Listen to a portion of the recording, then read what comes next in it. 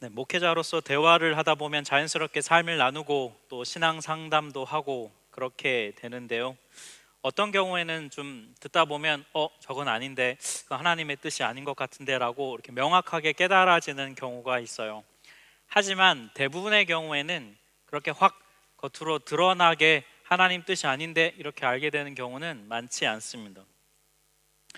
더 깊이 대화를 나누고 마음을 이야기를 하다 보면 그제서야 하나님의 뜻은 좀 이게 아니지 않을까라고 하는 그런 깨달음을 얻게 되는 경우가 훨씬 많아요. 이건 뭘 말해주냐면, 우리가 그리스도인으로서 살면서 많은 그리스도인들이 대놓고 하나님께 불순종하는 경우는 그다지 많지 않다는 것입니다. 우리가 웬만하면은 하나님께 순종하려고 해요. 그죠, 여러분? 네. 웬만하면 할 마음이 있거든요. 하지만 알게 모르게 또 우리가 순종하려고 하면서도 불순종하게 돼요. 특별히 우리 안에 있는 죄성이 우리를 잘 속이는 경우가 많습니다. 그래서 100% 하나님 앞에 난 순종하고 있어 라고 말하는 사람은 잘 없지요. 하지만 그래도 이 정도면 큰 흐름은 내가 하나님 뜻 안에 있는 것 아닌가 라고 보통은 생각하고 있다는 것이죠. 그래서 오늘 우리 말씀을 통해서 나도 모르게 내가 하나님의 뜻에 불순종하고 있는 건 아닌가, 나는 하나님의 뜻에서부터 멀어지고 있는 것은 아닌가, 오늘 말씀 앞에 좀 정직하게 우리 서 보려고 해요. 하나님의 뜻을 버리는 사람은 어떤 특징을 갖고 있는지를 오늘 말씀을 통해 좀 보려고 합니다. 두 가지 특징을 말씀을 드리려고 하는데요. 첫 번째로, 하나님의 뜻을 버리는 사람은 교만한 사람이에요. 본문 29절 말씀을 보면은 모든 백성과 세리들은 이미 요한의 세례를 받았다고 말씀해요. 여기서 백성들은 그냥 일반 보통 사람들을 말하고요, 세리들이라 하면 아주 당시에 죄질이 나쁜 사람을 얘기합니다. 제가 앞서 몇 번 세리에 대해서 설명드린 적이 있는데, 세리는 세금을 걷는 사람으로서 가난한 사람들에게서도 어떻게든 돈을 뜯어냈던 그런 사람들을 말해요. 그래서 당시에는 세리하면 죄인이라고 하는 이 등식이 성립했는데요, 보통 이 세리가 죄인이라고 말할 때는 도덕적으로 죄를 지은 사람이라는 뜻보다는 종교적인 의미에서의 죄인의 의미가 더 많아요. 무슨 말이냐면, 당시에 이 세리들을 향해 죄인이라고 말할 때는 바리새인들이 지키고자 했던, 바리새인들이 제시했던 율법의 기준을 지키지 못한 사람이라는 뜻이 훨씬 강합니다. 그래서 이 세리와 같은 죄인들을 향해 뭐라고 불렀냐면 땅의 사람들이다 이렇게 말했어요. 무슨 말이냐면, 아예 구원을 받을 가능성이 없는 사람들, 그냥 이 땅을 살다 없어지는 사람들, 하늘로 갈 수 없는 사람들이란 뜻을 말하는 것이죠. 그런데 이 구원 가능성이 제로인 세리들조차도 오늘 본문을 보니까 세례 요한의 세례를 받았다고 말씀해요. 그만큼 당시에 세례 요한이 회개하자라고 말했던 이 회개의 세례 운동은 전 국민의 그런 민족의 관심사였다는 것입니다. 그런데 이 세례를 바리새인과 율법 교사들은 받지 않았어요. 30절을 보니까 이들은 그의 세례, 즉 요한의 세례를 받지 않았다고 말씀해요. 이들은 왜, 세리도 받는 이 세례를 왜 바리새인과 율법 교사들은 받지 않았을까요? 두 가지로 우리가 보통 추정을 해보는데요. 첫 번째는 요한의 이 회개 운동을 인정하지 않았기 때문입니다. 당시에 여러분, 죄 사함은 어디서 이루어졌을까요? 성전에서 이루어졌습니다. 성전에서 속죄제 제사를 드림으로써 죄가 사해졌다는 거예요. 그러니까 회개는 성전에 가서 하는 것이지 왜 뜬금없이 광야에 있는 요단강으로 가느냐는 거예요. 그래서 이들은 요한의 세례를 받지 않았어요. 두 번째, 이들이 받지 않았던 이유가 뭐냐면, 자신들은 이미 충분히 의로워졌다고 생각했기 때문이에요.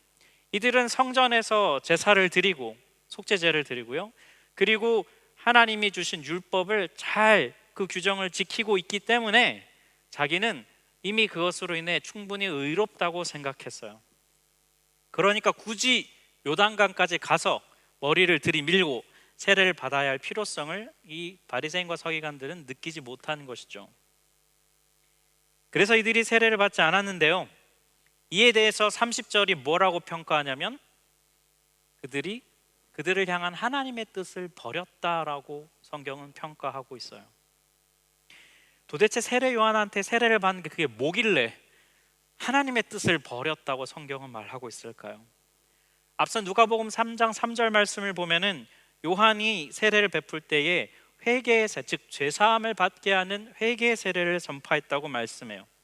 그 세례 요한의 세례를 베풀면서 했던 메시지는 이겁니다. 이제 구원자가 오실 건데 그 구원자를 맞이할 때 우리가 더러운 상태로 맞이하면 안 되지 않냐. 그러니까 우리가 회개하고 정결한 마음으로 구원자를 맞이하자라는 그 뜻에서 회개의 세례 운동을 펼쳤던 거예요. 그래서 사람들은 그 말을 듣고 세례 요한에게 나와서 요단강까지 와서 세례를 받았습니다. 사람들이 그 말을 듣고 요단강까지 갔을 때에는 사람들의 마음에 뭐가 있는 거냐면 구원자에 대한 열망이 가득히 있는 것이죠. 누가복음 3장 15절 말씀에 보니까 이렇게 얘기해요. 백성들이 바라고 기다림으로, 뭘 바라고 기다렸습니까? 구원자를 기다린 거예요. 그래서 모든 사람들이 요한을 혹 그리스도신가 심중에 생각하니 이렇게 말했어요.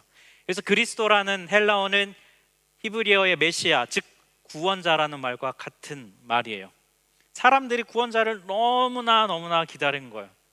지금 온 세계가 우리 계속 기도하지만 이 러시아 우크라이나 전쟁이 멈추기를 바라고 있죠. 모두가 기다리는데 여러분 누가 제일 그게 멈추길 기다리겠습니까?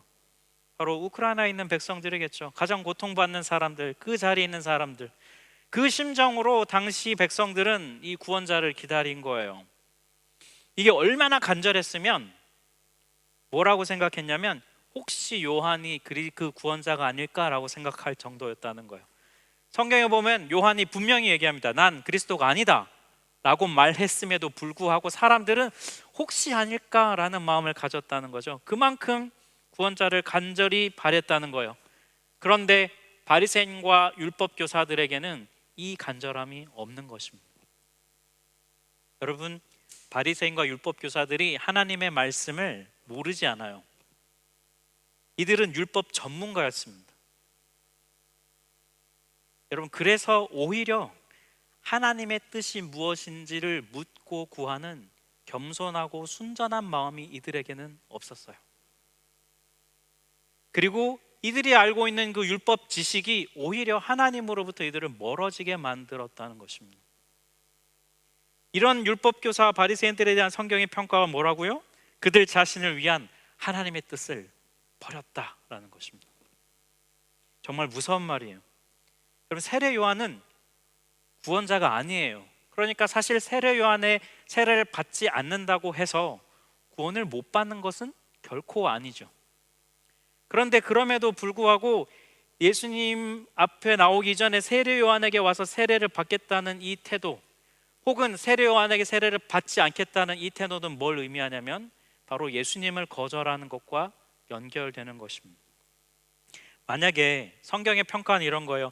만약 바리새인과 율법 교사들의 마음에 진짜 구원자를 만나고픈 열망과 갈망이 정말로 간절했다면 그들은 세례 요한의 세례를 받았을 것이라는 거예요. 그 열망이 없기 때문에 이들은 받지 않았고 그것은 하나님의 뜻을 버린 것이다라고 성경이 평가합니다. 여러분, 지식이 많다는 것, 그것은 때로는 간절함을 상실하게 해요. 그리고 그것은 오히려 그를 교만하게 만드는 것이죠. 여러분, 저 같은 목회자가 이렇게 설교를 많이 하는데 가장 설교하기 힘들고 껄끄러운 때가 언제인 줄 아세요? 언제일까요, 여러분? 같은 목사들 앞에서 설교할 때입니다. 목회자 모임에서 설교하는 게 제일 힘들어요. 제가 신학대학원을 다닐 때 매일 12시, 11시 반에 올 때 채플이 있습니다. 예배를 매일 드려요. 미션 스쿨이니까. 그러면 설교자는 교수님들 중에 하시거나 아니면 외부에서 좀 유명한 목사님들이 오거나 뭐 어떤 전달할 만한 메시지가 있는 분들이 와서 그날 채플의 메시지를 전합니다. 그럼 대부분의 그 자리에 참석한 신대원생들, 그러니까 전도사님들이죠.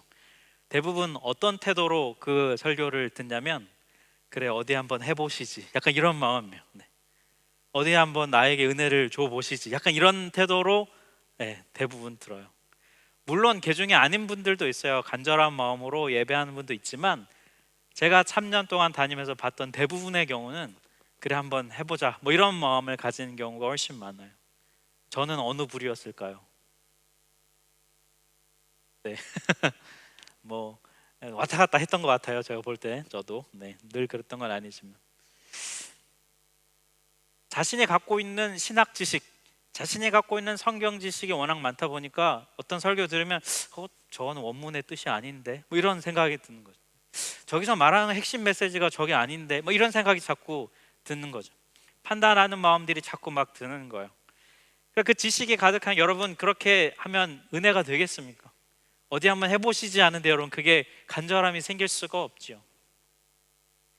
여러분, 신앙 지식이 있다는 것, 신앙 지식이 많다는 것, 여러분 그게 좋은 겁니까 나쁜 겁니까? 그 자체로 좋은 거죠. 네, 신앙 지식이 있는 거는 결코 좋아요, 나쁜 게 아니에요. 모르는 것보다 아는 것이 분명히 좋죠. 근데 여러분 자신을 한번 돌아보셨으면 좋겠어요. 여러분이 신앙 지식이 갈수록 많아지고 신앙 경험이 많아지는데, 그것이 여러분으로 하여금 하나님께 더 가까이 가게 하고 있습니까?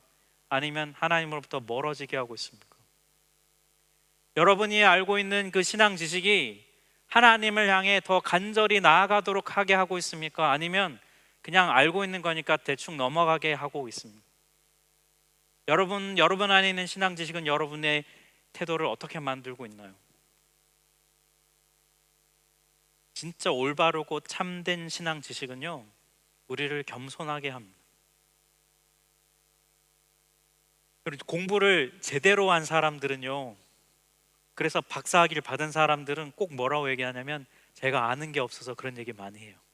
그래서 에이 박사님인데 이제 정말 진심으로 저 정말 몰라요. 예. 공부를 제대로 하면 할수록 자기가 모르는 게 너무 많다는 거를 자꾸 알게 되죠. 그래서 더 겸손해지죠.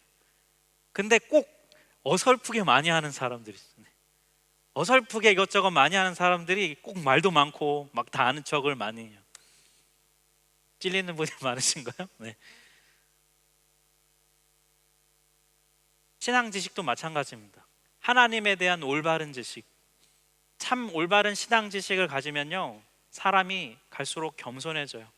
아, 내가 진짜 몰랐고. 저도 목회를 해가면서 말씀을 계속해서 연구하고 하면 할수록 내가 옛날에 도대체 뭘 한다고 떠들었을까? 막 옛날 미안해요, 성도님들한테. 그때 막 뭣도 모르고 이상하게 해석해서 막 설교하고 막. 몇 년 뒤에 제가 또 그럴지도 몰라요, 여러분. 갈수록 겸손해지게 하거든요. 그런데 어설프게 하나님을 경험하고 어설프게 신앙직을 알고 있다고 생각하면 교만해집니다. 하나님의 뜻을 묻지 않아요. 알고 있다고 생각합니다. 그 결과가 뭐냐면 오늘 본문의 바리새인과 율법 교사들처럼 그들 스스로 하나님의 뜻을 저버리는 것이죠. 하나님의 뜻으로부터 멀어지게 되는 것입니다. 잠언 1장 7절에 여러분 잘 아시는 말씀입니다. 우리 한 목소리로 같이 읽었으면 좋겠습니다. 같이 읽을까요? 시작. 여호와를 경외하는 것이 지식의 근본이거늘 미련한 자는 지혜와 훈계를 멸시하느니라. 네, 참 지식, 올바른 지식의 근본이 뭐냐면 그거는 경외하는 것입니다. 두려워하는 것입니다. 겸손한 것이죠. 그 반대는 뭡니까? 지혜와 훈계를 멸시하는 것은 그건 미련한 짓이라는 것입니다. 사랑하는 우리 성도 여러분,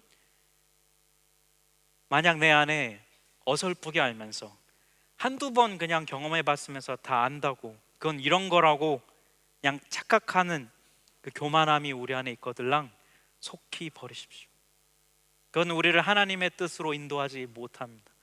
올바른 지식, 참 지식, 여호와 하나님을 경외하는 지식을 가지심으로 하나님 앞에 겸손히 서는, 그래서 하나님의 뜻으로 나아가는 우리가 되기를 간절히 원합니다. 두 번째, 하나님의 뜻을 버리는 사람의 특징은요, 자기 확신이 굉장히 강한 사람이에요. 본문 31, 32절에 보면 예수님이 비유로 뭔가 말씀해 주시는데요, 이 비유의 내용을 설명해 드리면 사실은 이 비유의 내용은 아이들이 놀이를 하는 건데요, 결혼식 놀이와 장례식 놀이를 하는 것에 대한 비유의 내용이에요. 이렇게 말씀하죠. 우리가 너희를 향하여 피리를 불어도 춤추지 않고 우리가 곡하여도 너희가 울지 않았다 함과 같다.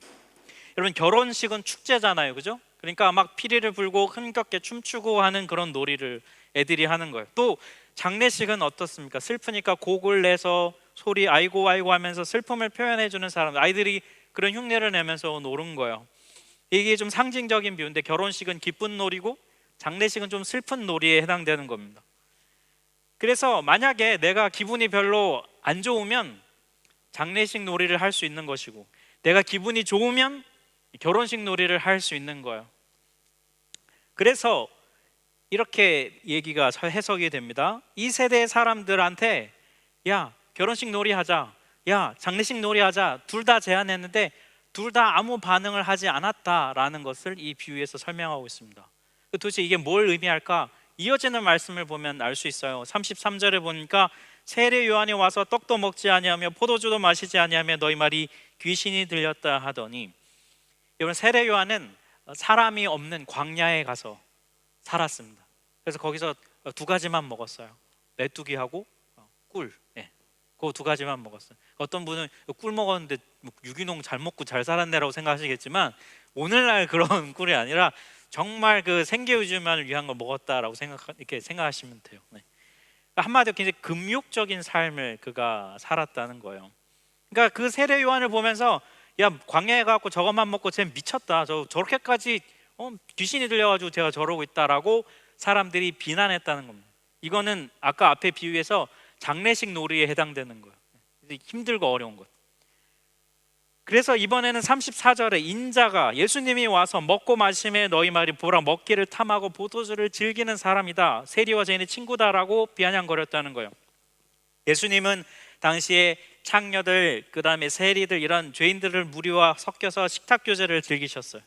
그러니까 경건한 사람들이 보기에는 야, 저건 아니지, 어떻게 저런 사람들과 밥을 먹어, 어우 창피해, 어우 수치스러워, 이런 마음을 그들이 가졌다는 것이죠. 마치 이게 뭐냐면 흥겨운 결혼식 놀이도 그들이 하지 않는 것을 얘기하는 거예요.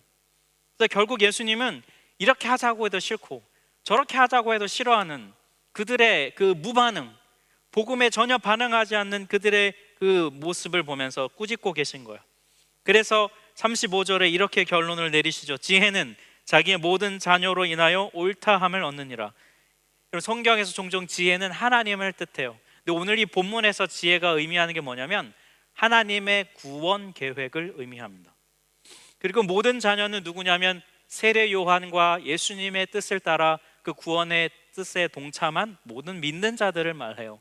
그래서 이 35절을 풀어서 설명하면은 하나님의 구원 계획은 그 구원을 믿고 따르는 자들에 의해서 이것이 옳다는 것이 드러난다, 밝혀진다, 이런 뜻을 담고 있어요. 예수님이 이 말씀을 통해 이 얘기를 하고 싶으신 겁니다. 야, 바리새인, 율법교사들, 너희가 스스로 지혜롭다고 생각하지. 하지만 진짜 지혜로운 자는 하나님의 구원 계획을 믿고 따르는 그들이 진짜 지혜로운 사람들이다. 너희들이 율법을 다 안다고 해서 스스로 지혜롭다고 해서 생각한다면, 그 확신을 갖고 있다면 그건 착각이다라는 것이죠. 고린도전서 1장 25절을 보면 이런 말씀이 있어요. 우리 같이 한번 읽어볼까요? 하나님의 어리석음이 사람보다 지혜롭고 하나님의 약하심이 사람보다 강하니라. 네, 여러분 이 말씀 많이 들으셨을 텐데, 여러분 이 말씀이 무엇을 의미하는지 아십니까? 이런 거예요. 사람이 보기에 하나님께서 이 일하시는 걸 보니까 하나님의 방식이 너무 어리석어 보이는 거예요. 하나님 왜 이렇게 하시지? 하나님 이렇게 하면 되는데 왜 굳이 이렇게 일하시지? 라고 우리가 보기에 너무 비효율적이고 너무 어리석어 보이는 그런 느낌이, 판단이 든다는 것이죠. 그런데 하지만 결국 그 일을 보면 사람이 하는 것보다 하나님이 훨씬 지혜로우시다는 거예요. 또 사람이 보기에 하나님의 능력이 너무 약해 보일 때가 있다는 거예요. 하나님 도대체 왜 이렇게 무능하시지? 하나님 도대체 전능하시다고 하시면서 왜 이 상황에서 그 당신의 힘을 발휘하지 않지? 이 세상의 힘과 권력 앞에 하나님은 왜 이렇게 무력한 거지? 이런 생각이 든다는 거예요. 그런데 결국은 알고 보면 하나님이 훨씬 더 강하시다는 거예요. 그래서 여러분, 이 1장 25절 말씀이 가장 명확하게 나타난 곳이 어디입니까? 바로 십자가예요. 그 앞선 고린도전서 1장 18절에 이렇게 말씀해요. 십자가의 말씀이 멸망하는 자들에게는 어리석은 것이지만 구원을 받는 사람인 우리에게는 하나님의 능력입니다 라고 말씀해요. 그런데 여러분, 십자가에서 뿐만이 아니라 우리 삶에도 마찬가지입니다. 이렇게 살아야 해. 세상에서 오는 경험과 세상 지식에서 오는 강한 자기 확신을 가진 사람, 그 세상의 기준으로 내 삶을 보면은 때로는 그리스도인의 삶이 너무 어리석어 보이고 너무 약해 보일 때가 참 많이 있어요. 저도 이런 경험을 했던 적이 있어요. 제가 대학생 때 신앙에 정말 열심히 특심이어가지고 대학생 때 선교단체 생활을 열심히 했어요.